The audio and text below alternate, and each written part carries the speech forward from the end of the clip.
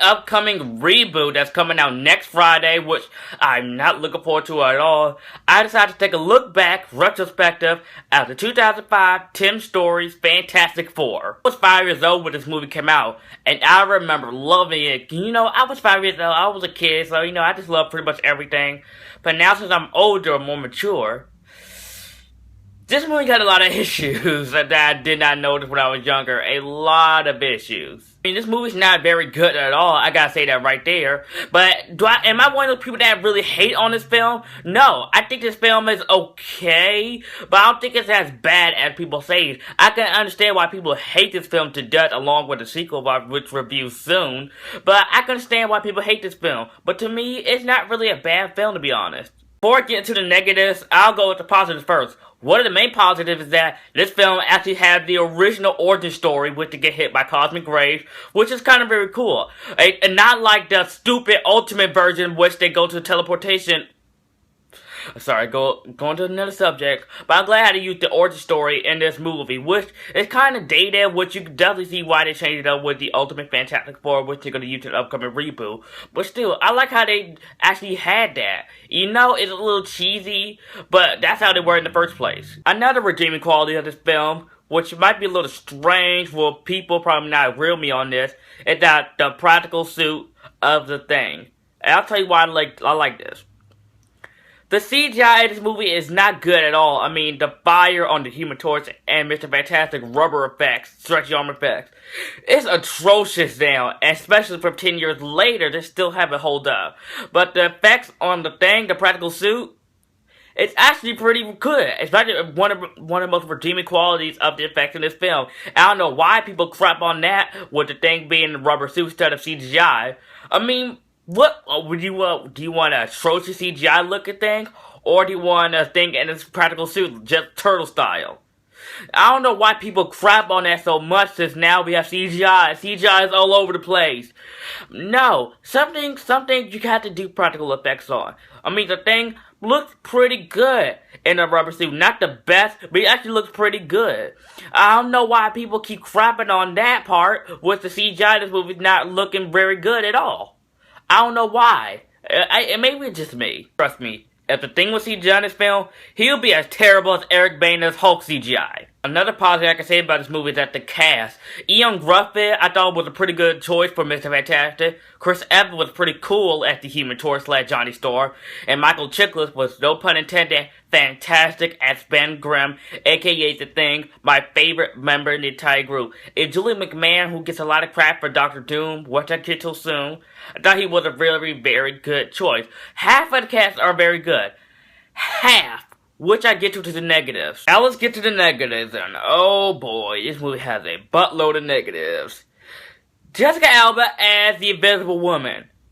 Who on earth think that she will be the perfect choice as Sue Storm / the Invisible Woman? The First Lady of Comics as the Invisible Woman. Jessica Alba. Really? Jessica Alba? Are you serious? Jessica Alba. This has been one of my most miscast in any comic book film ever. I mean, Jessica Alba, I mean, what quality she has, the vibe, that screams Invisible Woman, that screams Sue Storm. Jessica Alba has none of the personality and charisma as Sue Storm. I don't buy her as the scientist. I don't buy her as Sue Storm. I don't buy Jessica Alba as the Invisible Woman. I'm just sitting there right there like, oh, that's Jessica Alba cosplaying as the Invisible Woman.